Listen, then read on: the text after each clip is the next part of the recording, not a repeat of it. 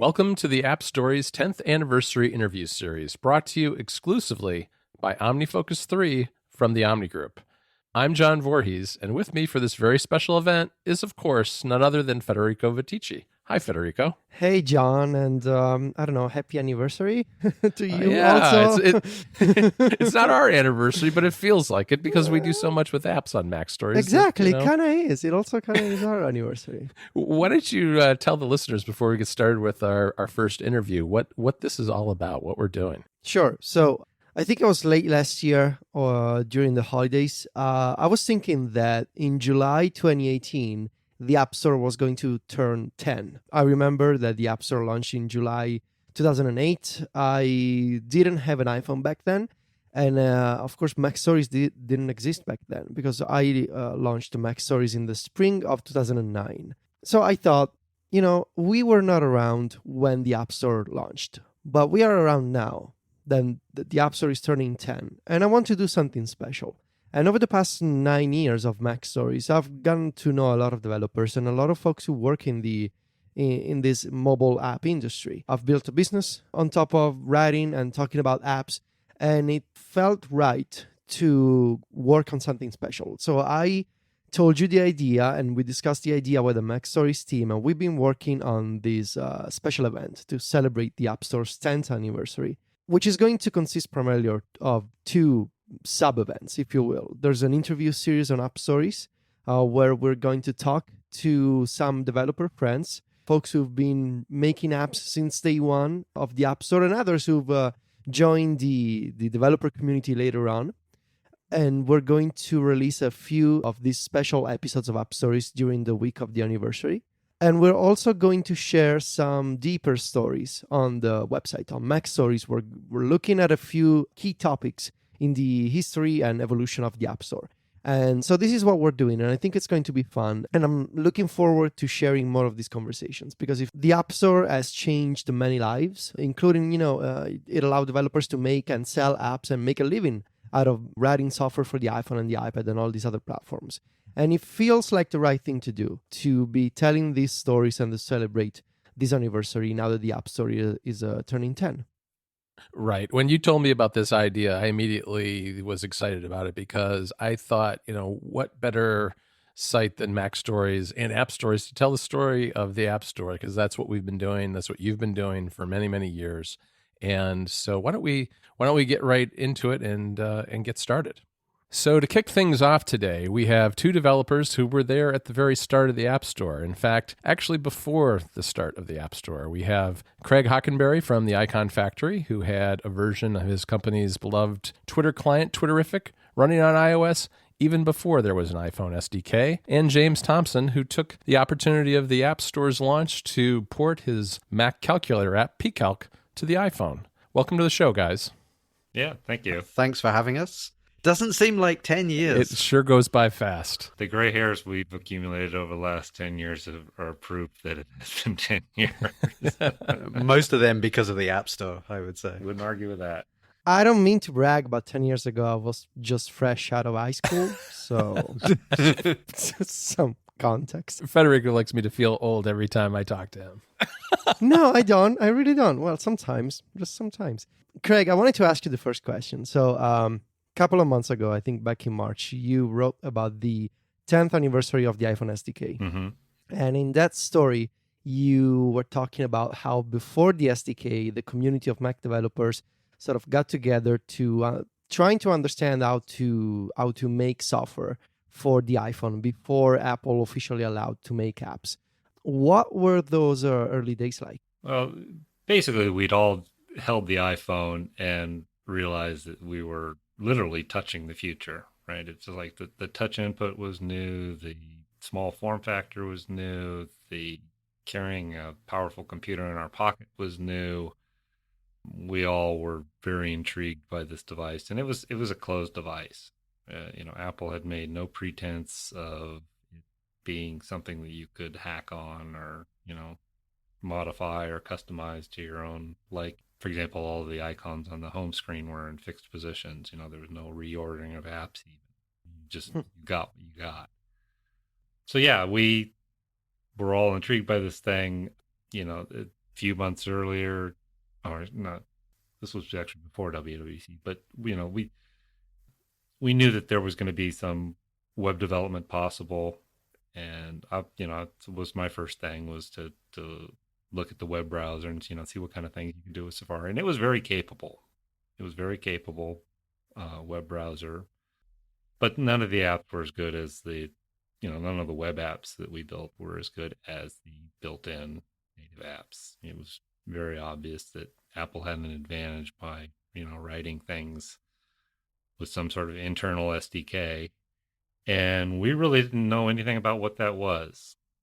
They had mentioned on the introduction slide that it was based on Mac OS 10 kernel, and that it had some frameworks, but they didn't say, it's like written in Objective-C. It's, it's a version of Cocoa for touch. And none of that. That was all secret at that point.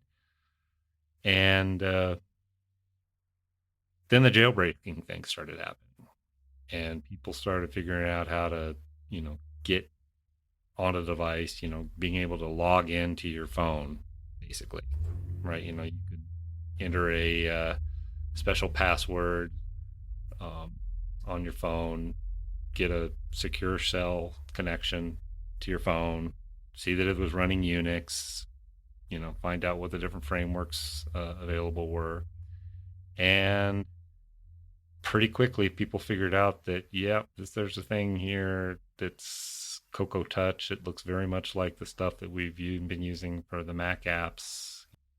There's a UI table view that looked pretty much like the NS table view that we used on the Mac, just literally changing a few letters and, on the class names, UI button versus NS button, things like that. The way these things worked wasn't documented at all.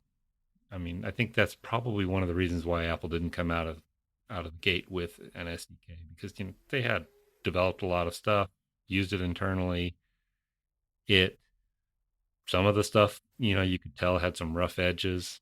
There was one of the classes that you used to put labels in your views on a native app had the ability to put arbitrary HTML in it, which, that's just not going to work. Right. It's like, you put a, 5 megabyte HTML page into a label, it's going to probably crash your phone. So, they did some things, that were, cutting corners. They had to. It's amazing that they shipped on time. Essentially, they were off by a week or two. I mean, it just boggles my mind that brand new device. We've all heard the stories about when at launch. I think people like Jason Snell reported that some of the apps were actually just screenshots that popped up. He went to the Notes app and you tapped on Notes and you saw a screenshot of Notes. You couldn't do anything with it. So back to the SDK. This SDK was something that's brand new but familiar. So we started writing apps against this familiar thing, and the development tools sucked. It's like you basically had to build your app, copy it over the phone, launch it, pray that it didn't crash. If it did crash, you had to put print statements in your code to log what was happening. There was no interactive debugging like we all take for granted now in Xcode. None of that was there. But this thing was so cool, and seeing your own code running on this first iPhone was just, my God, it was awesome. So invigorating as a developer. We never ever touched an app before. It was just wild. Move things around with your finger in an app. That was totally new at that time. Seems like something that we just totally take for granted now, but 10 years ago, it was wild. It really was wild. Yeah, it feels like it was a really crazy time, especially everybody seemed at the time to be working independently from each other. But then I know at C4 in Chicago, which was a conference that used to be here in my home city, a lot of developers got together, and there ended up being sort of a hackathon to come up with iPhone apps, didn't there? Yeah. It was basically a do something with the iPhone SDK. And at that time, there was no iPhone SDK official. So, some people did web apps. I did a graphing calculator in JavaScript. Crazy as that may sound, it actually worked. It was slower than hell. It had some interaction problems because, getting touches in a web view, with a canvas backing store was not an easy thing to do. But a couple of the apps, the guys at Ecamm built a thing that used the camera and took pictures and kind of stitched them together to make a crude video stream so you could do video chat, something like FaceTime, right? This was probably 4 years before Apple came out with FaceTime, right? It was crude, but it worked, and it was impressive as hell to see. But the app that really caught my attention and struck my fancy was a game called Lights Out or Lights Off. I forget that. It's the official one is, I think, Lights Off. Yeah, let me look at my phone. Yeah. Lights Off. Yeah, I think that's the one. Yeah. And I mean, it had really nice animation effects. It was responsive. It had, even the about screen was cooler than you could do in a web view. And it slid down, and it was just had a level of finish that we hadn't seen before. And the guy who wrote it, Lucas Newman wrote the app, and Adam Betts, the graphic designer at the time, did all the UI. In fact, the UI was very, very refined as well. I mean, it looked like a UI that Apple, had the buttons lit up like a button would light up if it was a physical button. Really, really well rendered buttons. And totally caught my fancy. At the conference, I talked to Lucas. Lucas was like, "Oh yeah, I'll send you all the links to how to install this stuff." And the next week I was working on a native version of Twitterific, which that's turned out pretty well. 10 years later, it's still for sale. Yeah, no, that's amazing. Hey, James, I'd like to turn to you for a second and ask you a little bit about the time period between when the iPhone came out and when there was actually an official SDK. It seemed at the time like that was an absolute eternity, and I don't think the situation was really helped by the fact that in the middle of there was WWC, and Scott Forstall, he drew the short straw, had to go up on stage and tell this room full of developers about his sweet solution, Apple's sweet solution, which was developing web apps for the iPhone. When I look back on it now, it doesn't really feel like it was that long, but what was it like to kind of be in that period before there was an actual SDK to write against? Well, I seem to remember at the point where he did talk about the sweet solution of web apps. I think I heard boos in the audience around me at WWDC. But yeah, I mean, the iPhone, it would kind of seem to flow from the iPod. It wasn't a device that you could make software for, and it was a really closed system. And so I remember thinking at the time, well, this isn't really of any interest to me. There's nothing I can, there's no way to really make money from web apps. So is this worth my time at all, to look into it? And it felt like such a Steve decision to say that we're not going to have native apps. Because I think the argument was that, if we have native apps on the phone, then they'll be able to get out onto the phone network and we'll shut down the phone network in, 5 minutes.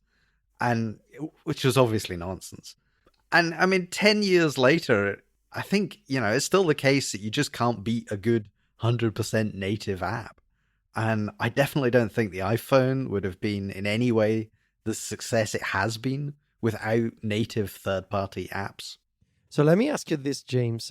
What were those early tools for building iPhone apps like? Like, what was the original SDK and the APIs like, especially compared to these days, both in terms of design and complexity or accessibility for developers? Do you remember writing the first version of PCalc, and how does that compare to what it is today?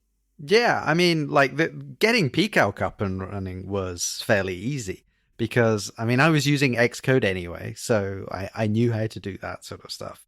And I mean, the most stressful part of it wasn't Xcode. It was all the stuff around it from the store. It was like iTunes Connect, which is so much better today than it was back then, even though we all still complain about it. When we first logged in, it said that our company was a record label because it was based off the old music store code. So we were all, record labels. Yeah, we had a new simulator at that point too, right? That's the thing that they added to Xcode that was really impressive from my point of view was the actual simulator where you could actually run an iPhone app on your Mac. Well, that was one of the things. So we didn't have, outside the US, we didn't have the same access that US developers had. So it took another month or something before we could actually run code on a physical device, because that required the full developer account. So you could play around with the SDK with the simulator and you could build stuff, but you couldn't actually run it even if you had a phone. So I mean, that was one of the things that I did was like, so PCalc, the whole point of PCalc on the phone was it was a small enough app that I could do a quick example of building an iPhone app, learn how to use the stuff. And then I would move on to do the real app that I was going to write for the iPhone. I never actually got past the first app, but the core code went over with no problem. It was literally a case of hitting compile. And back then, I didn't have the portable core code that I use everywhere in PCalc today.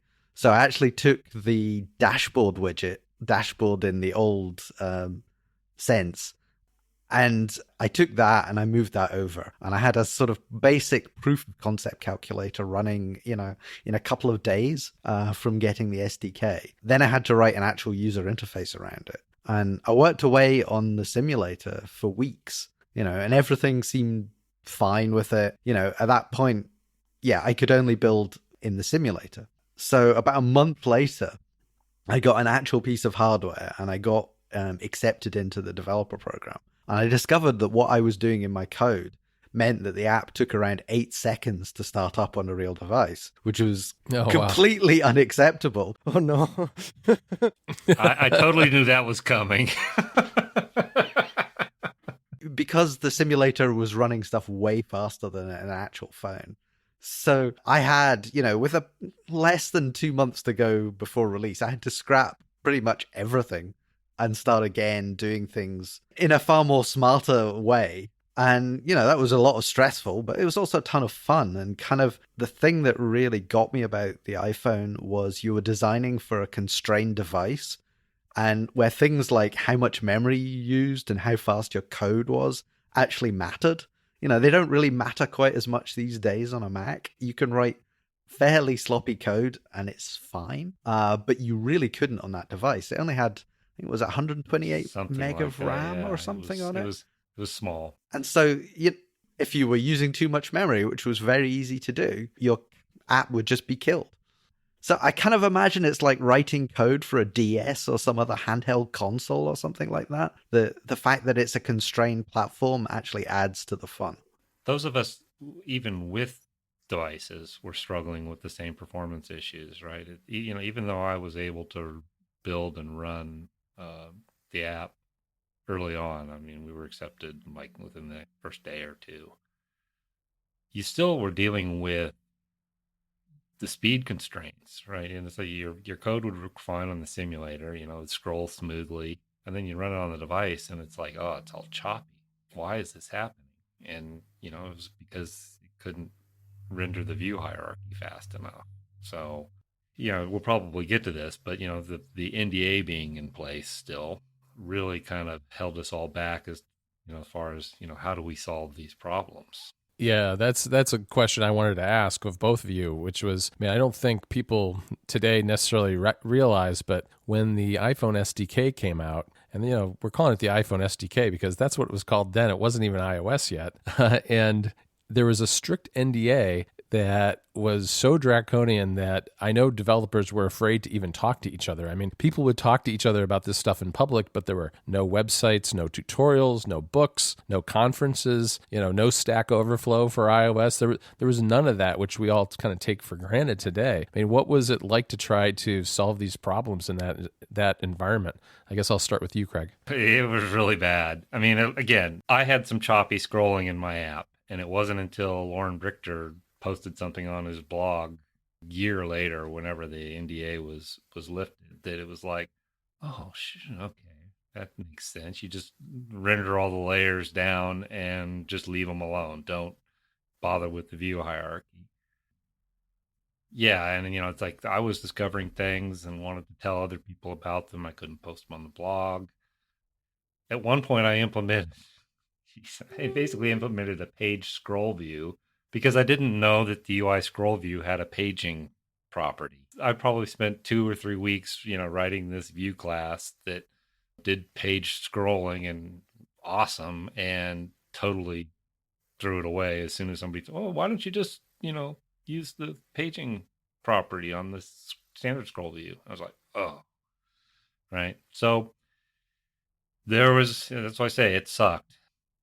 And I came up with a term for it that kind of stuck, effing NDA. Yeah. But, that was all over Twitter, and, because everybody was frustrated by it. Everybody. I mean, developers, we live to exchange information. Yep. Right. It's, the whole open source movement, GitHub, blogs, podcasts like this. We couldn't be having this podcast if the NDA was in place still. Right. Yeah, absolutely. It's just, we James and I would be bound by, some legal agreement with Apple. And, if we said something about the iPhone SDK, we get our developer accounts pulled. And that's not good for our products, is it? Yeah. Did you feel like there was an advantage being a Mac developer in that environment, just because at least you understood the Cocoa APIs? I mean, Yeah, it was an advantage to a certain degree. I mean, it helped you figure things out initially, but we were all struggling with the newer problems, right? The Mac stuff gave us a good foothold, right? But we still had a climb to make, which was to, learning to touch APIs, learning about, a scroll view on iOS behaves very differently than a scroll view on the Mac, for example, right? I mean, there's deceleration, there's, when the touches end, you do something different than, when the mouse click or the mouse wheel on a Mac scroll view changes. It's a totally different beast. So yeah, the Mac stuff gave us a better foothold, but the thing that was really frustrating, and the reason why the NDA totally sucked, was all the new stuff. And there was a lot of new stuff. Apple had done an amazing job with that first SDK, but the thing that made it amazing was all the new things that were there. Location services. Nobody had ever had a device that could tell you where you were. Right. And using that was not obvious. and you didn't want to, and people found out pretty quick, if you did the wrong thing, your battery drained quickly. James, how about you? How was that NDA period for you? Well, I mean, from the question of having an advantage knowing Cocoa, I didn't know Cocoa. I had no Cocoa or any Objective-C experience at that point. I was purely, sort of Carbon C++. So I didn't have any advantages coming to it. But I did know people, and, I knew the tools to a certain extent. So I wasn't starting from nothing. But, during the NDA, developers do what kind of they always do. They broke the NDA. And, there was people who quietly talked to each other in back channels. I mean, we were all under the same NDA, and it's not like we were telling anybody outside the NDA anything. But there was like the kind of, well, you're under the NDA, I'm under the NDA. Maybe we can just sort of bend the rules here and just sort of, how did you fix this problem? Oh, you did this? Oh, great. And that's certainly against the letter of the law. But I don't think the platform would have been what it was if there hadn't been some, shall we say, creative approaches to how to deal with the NDA. I mean, I'm not saying that I did any of this, of course. But I just heard stories, there may have even been like private mailing lists set up where people talked about things. I think it was difficult. What documentation there was pretty sparse. So stuff that you couldn't figure out on your own, the only choice was to look for the people asking the question on Stack Overflow, which was then answered, and then somebody said, "Oh, you Right. can't talk about this. There's an NDA." I handled the problem at Furbo.org, my blog, by putting something in the post that says, Apple, if you think I should take this down, I'll be happy to take it down. And that was kind of like, raising the middle finger without saying the word, right? It was, okay, I'll play by your rules, but I think those rules are wrong. And you've got to tell me to back off if you want me to back off. And I was very vocal about the thing. And I think that actually helped. I think that there were enough vocal developers that, Apple's not dumb when it comes to developers, right? They listen to us. It may not seem like they listen to us, but they listen to us. And in aggregate, we were all pissed off with this thing. And it changed. I mean, one of the things I remember them, they added new developer forums where people could talk, oh, right. in a secure environment. Yeah, which were impossible to search. Well, okay, yeah, they had problems, but it was an understanding that, okay, so the NDA, we are relaxing it in the sense of you can't talk about this stuff in public, but here is a nice space where you can talk about it. Are you saying that there was a search problem before we even had an app store? Yeah. So there's a different type of question that I want to ask to you both. When I started Mac Stories in the spring of 2009, it was still early enough to hear the stories of the indie developer with a crazy genius idea who made $1 million in a couple of weeks. My question, and I guess I'll start with you, James, is have you ever passed on a similar idea? And in hindsight, is there anything you wish you had put out before someone else did? So to me, the whole gold rush mentality around the App Store was entirely dumb. It was a complete lottery. And the I have an idea for an app is something that you'd hear from everybody, from your relatives to your hairdresser, everybody. I had an immigration official when I was coming into the US one year do the I have an idea for an app. We'll let you in the country if you make my app. Yeah. And,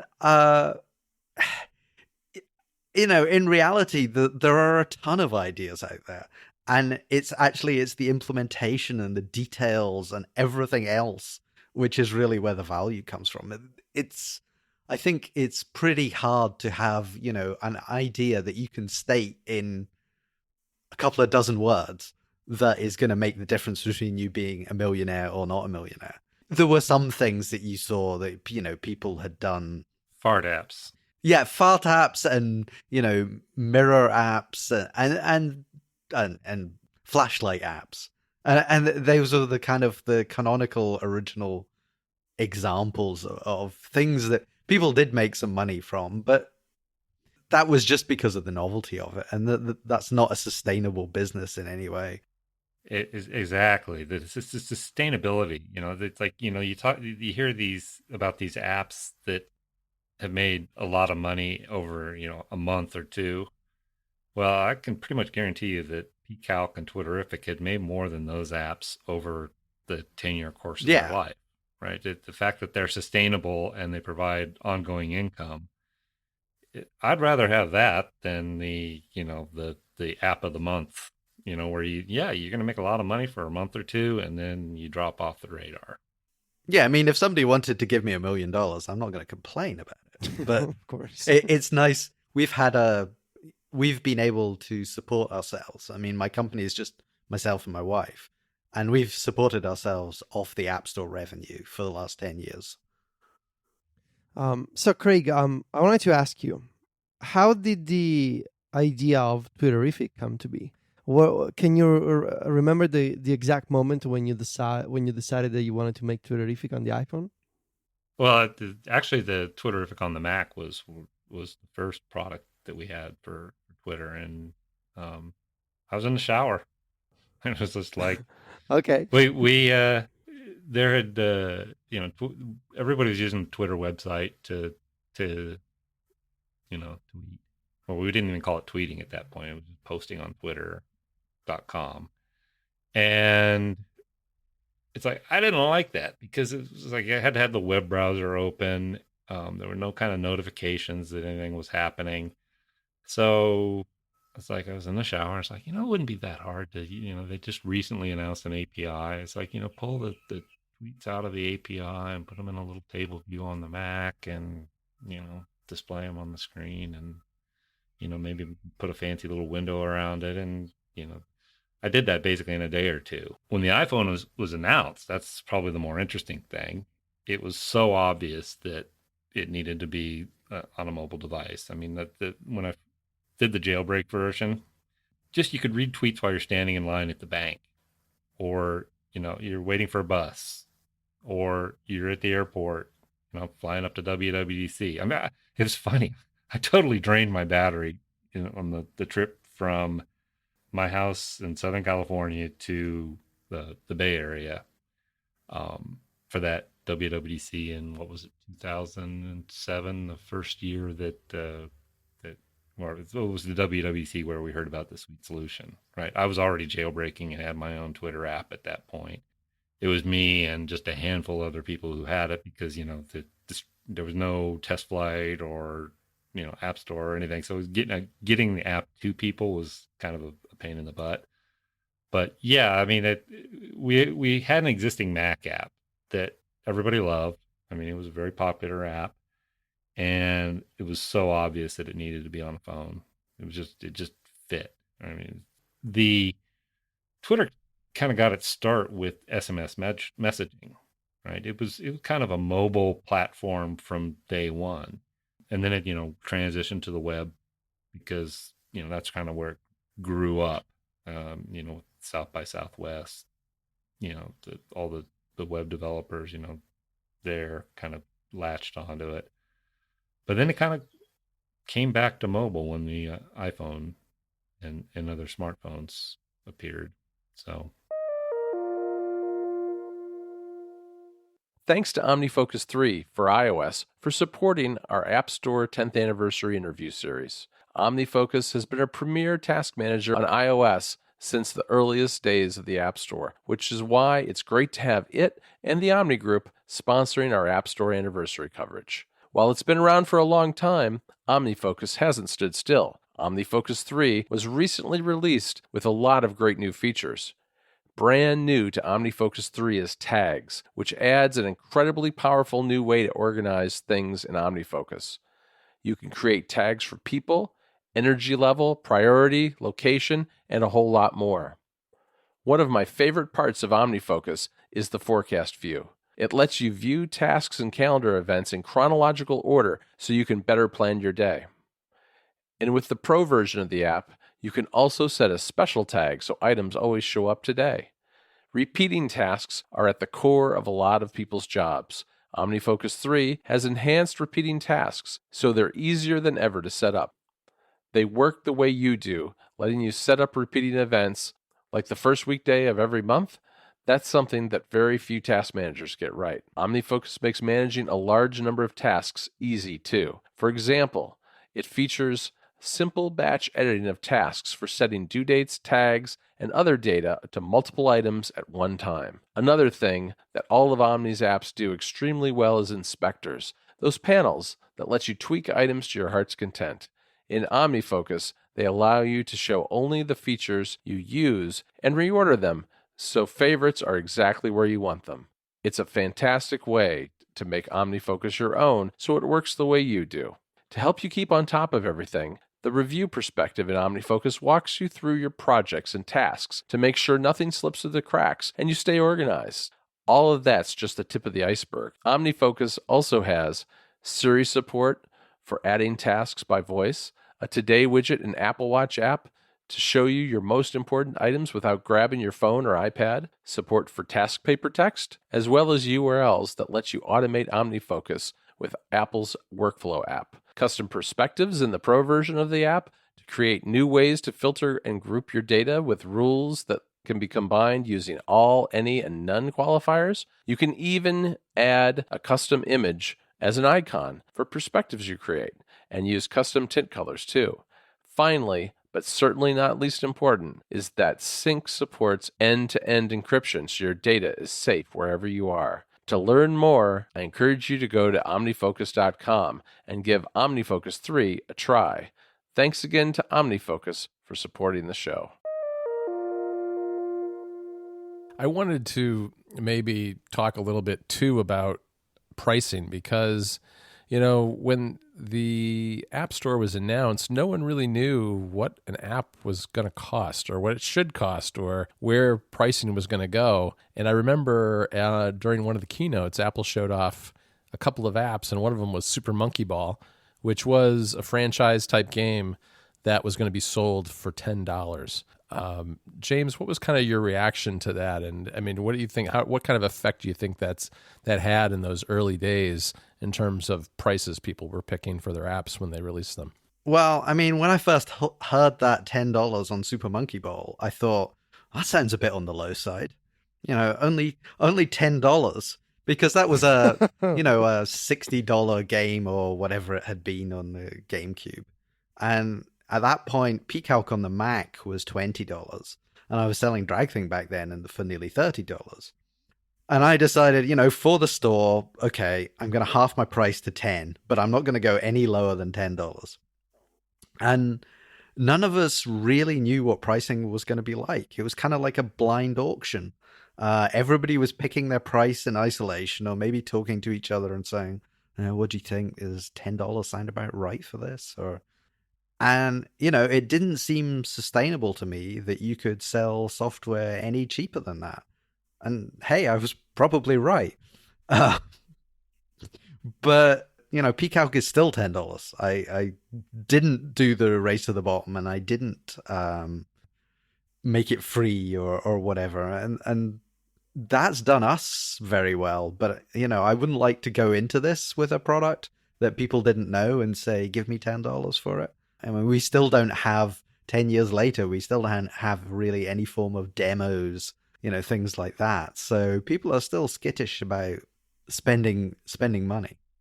My thoughts on the pricing, I mean, we landed on the same $9.99 price, and that was what an album cost on iTunes at that point.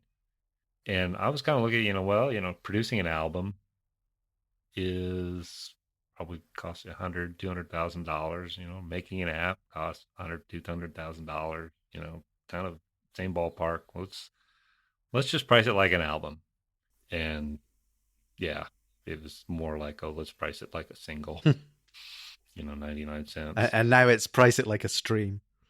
So I want to know, because I guess I don't remember when it happened. What was the day one of the App Store like? Is there any special anecdote that you guys remember, Craig? We were big fish in a small pond. There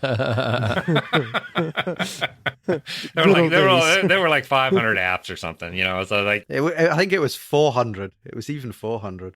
Yeah, it was. I mean, being on the top 10 chart was like a piece of cake. I think we were on one of the top 10 apps the whole day. Or for the whole week. I don't remember exactly, but we were definitely on the charts. And that didn't last very long. But it was pretty cool to bring up iTunes on your Mac and there's Twitterific. Cool. Everybody's seeing our little bird icon. Yeah, I remember you could actually look at all the apps on the App Store at one point, at least for a few weeks, right?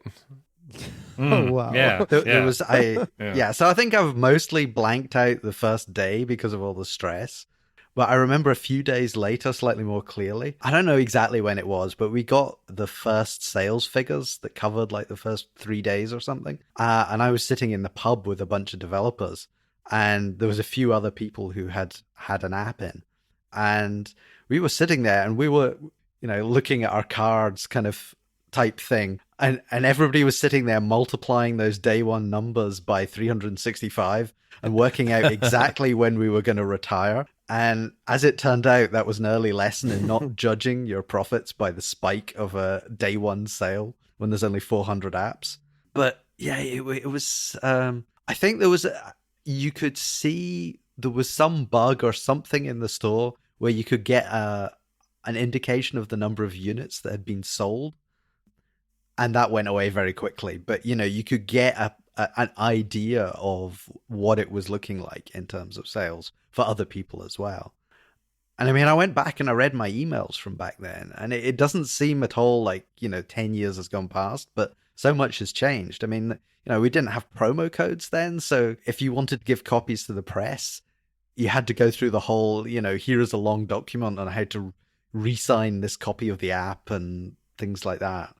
Yeah, no test flight either, right? It's like you couldn't give them a pre-release or something, a little preview of what's going to happen, So, the apps were one of the things I love about what you guys do at Mac Stories is you go in depth on apps. So, you give, and it's getting over that. Part of the thing that gets over the sticker shock is people having a good comfort level with what the app will do, right? And, when people write about it and explain it and go in depth on it, it's a lot easier to charge more money for that app because, people know what to expect. But yeah, that was, with no test flight, no promo codes, no nothing. It was just like, okay, go buy the app and tell me what you think. But I think one of the things was the people who had the phones then, it was still a small number relative to what it is now. And so people would spend some money because they were, they just got the ability to buy apps, and this was a cool new thing. And what you just said, you were charging $20 on the Mac, the $10 for a calculator on your phone that you can take with you wherever you want. That's a pretty good deal, isn't it? Yeah. Right. And when you look at it compared to a Mac app, it was like half price. Cool.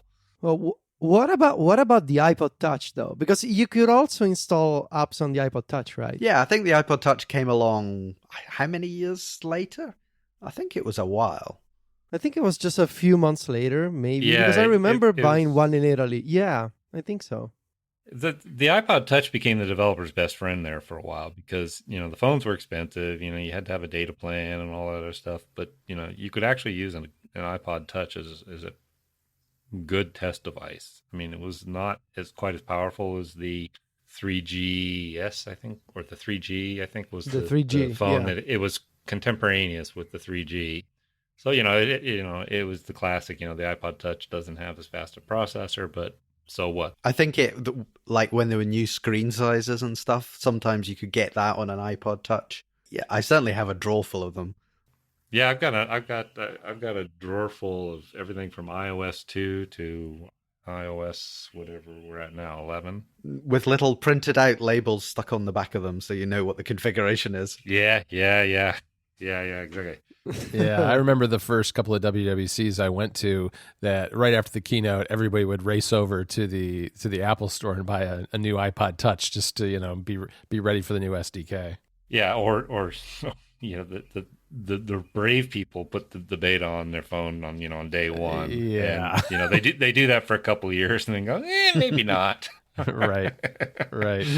Oh, the battery only lasts like 2 hours. Huh. Yeah, and I'm in a foreign country. Oh dear. So I want to ask both of you about one thing that you think that Apple... I want to get one thing out of you that Apple hasn't fixed with the App Store that you wish they would, and one thing you're kind of surprised that they actually have done right and that they've done a really good job with. I mean, just kind of what is the biggest pain point on the App Store for you right now, and what is one of the things that you actually appreciate the most? Start with you, James.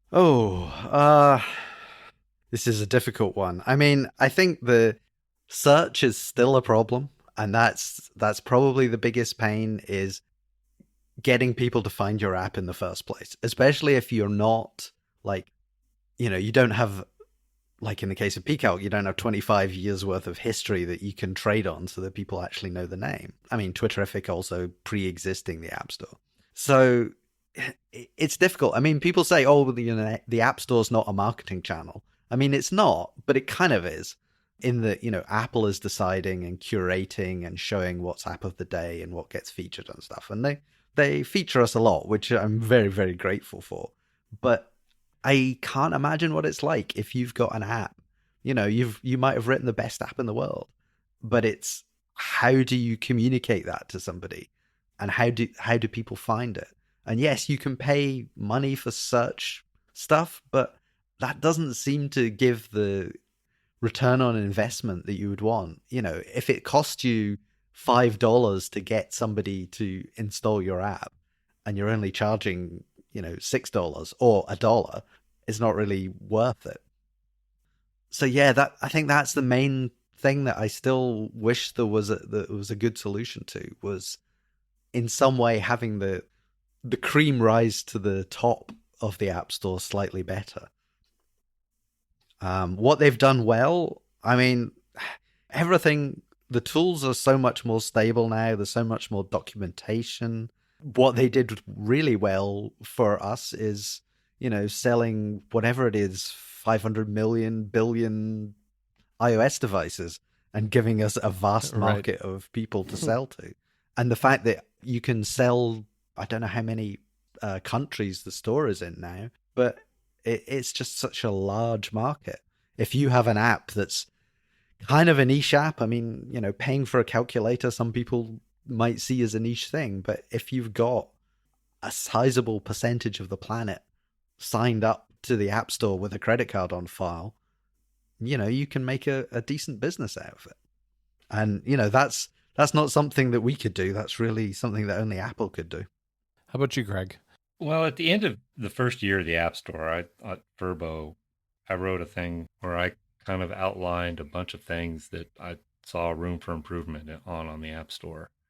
It's amazing that over the course of the 10 years, most of the things there have been implemented. One of the things I talked about was, doing more editorial on the App Store to talk about people's apps. That's something new in iOS 11. Talked about being able to do reviews or respond to reviews. That's something that we got the year before that. A whole bunch of things that are in that list. And, Apple's really done a great job over that period of time, little by little chipping away at the pain point. The only one that I'm aware of in that list that's remaining is the notion of being able to try before you buy. Apple's solution to that is, it's very clear that they want developers to head down the subscription path.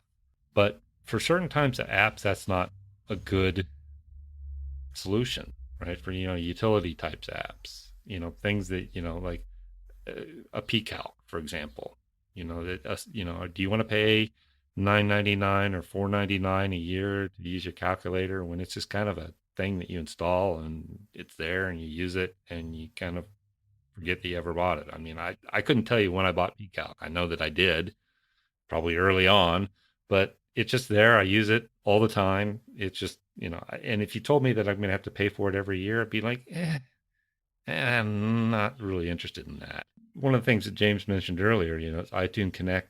iTunes Connect was basically the iTunes Music Store tweaked for selling apps for developers. Apps very early on looked like buying music, right? It was just the same kind of thing. One thing that it's like they're moving Apple towards subscriptions with Apple Music too, and that's some people like that, some people don't. But one thing they've always had, regardless of which mechanism you're using to pay for the music, is the ability to sample 30 seconds of it, right? Or whatever the sample period is, right? You know what's going to be in that track when you buy it. I can't count the number of times that I've looked at an app, thought, oh, this will be what I want, download it, buy it, and, or, even if it's, got ads or whatever, just get it. And, after like 5 minutes, you're going, no, this is not it. It's disappointing when that happens. I'd like to be able to have, and I'd love to give people more confidence in downloading apps, right? It's, the current story is, if you've got an app that's, like our Linea app, we sell it's currently on sale for $4.99. That's a lot to ask for an app on the App Store. And, we're happy to have people get a refund, right? You download it, use it, try it out. We think you're going to love it. And if you don't, get a refund. But there's no there's no formal statement from Apple saying, okay, you can do that if you want. We'll do refunds for your apps if you don't like the apps. There's no way to try them out before you buy them. So, that's the only thing people are doing, getting the refund, going to finding the page on iTunes and saying, oh, I want a refund. It's kind of a pain in the butt. It'd be better to handle that situation up front, where you just say, give this app a try. If you like it, it's going to cost you $4.99. I think that would make a lot of developers happy. And it's kind of the only thing left on my list from 10 years ago.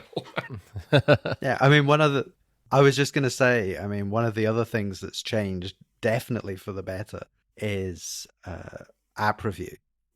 App review used to be something where it was, I mean, it still is a black box to a certain extent, but it's a case of it was, you put it in, it could take weeks, it could take months. You might just get a flat out no. And now, app review times have come down really significantly. So you can kind of predict and say, well, I want to release this next week. So if I put it in review now, it's probably going to be fine.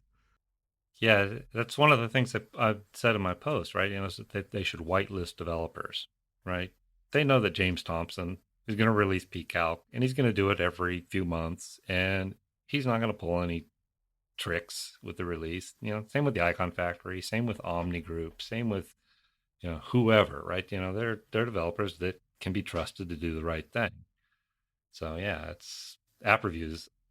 I'm 100% in agreement there. It's like it used to be, a week or two of hell, right? Because it literally took, you didn't know what was going to happen for at least a week, and you're trying to plan a release, get all the press in line, get your website done, and promote the app. And generally when you see, I mean, just this week there was stuff with Steam, with their Steam Link getting turned down for app review, but that was kind of a much bigger business level decision type thing, which I don't agree with, but it's not, I don't fear app review as much as I used to. Maybe that's a mistake, but they've been really good to us of late. So I kind of have to give them credit for that.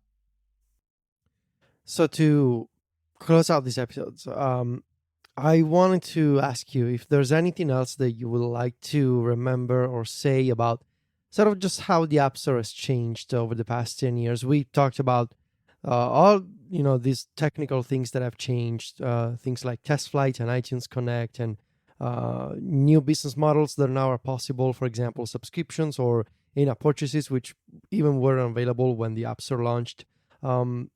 Is there anything else that you would like to say about the evolution of the App Store and the business of selling apps as independent developers on the App Store? James? Well, I mean, as I was saying, all the sort of tools and platform and everything like that's much more stable. There's tons of knowledge out there on how to do everything. But, the App Store has gone from about 400 apps to, I believe we're well over 2 million now. And that's even after having culled all the 32-bit apps. So it's a completely different marketplace. And, it's gone from this sort of very small indie community to people all over the world making apps. And it's the other thing is people's expectations for paying have gone from sort of, $10 to effectively $0. And I mean, that can be said of pretty much any form of media, be it, movies, music, magazines, or whatever. So I can't lay that on Apple, but it's definitely quite a different marketplace that we're in. It just, feels like everything's changed in the space of 10 years. And, if that's for the good or not, I think it's too early to tell, but it's certainly been a very large change. For me, after I wrote the 10-year of the iPhone SDK post, there were a lot of developers who went, wow, it's been 10 years? Time flies when you're having fun. And then people started, just out of the blue, I didn't expect this at all, but people started sending me anecdotes about how the iPhone and developing for the iPhone had literally changed their lives. Mm-hmm. How it had let them become an independent developer, or how it led to a new career, or all these different, and it was like, wow, this thing has not just become a very useful piece of tech for a lot of people. It's something that has completely changed people's lives. James just said it a few minutes ago, right? He's been making a living off of the App Store for 10 years. That's pretty remarkable. And, he's not alone. There are a lot of people that have benefited from this thing that Apple did, and this, new sales channel for product. Yeah, it's pretty remarkable where things have come in 10 years. I want to thank you, Craig, and James, so much for joining us today. This has been a really great discussion. I know Federico and I have both enjoyed it a lot. Thanks again for coming by and talking to us today. Well, thank you again. My pleasure. All right, well, that's it for this first episode of our App Store Anniversary Series. Thanks so much to Craig Hockenberry and James Thomson for joining us, and thanks, too, to OmniFocus for making this special event possible. Stay tuned because this is just the start. There are more interviews coming out throughout the week. We hope you'll join us for all of them as we take a look back at the history of the App Store.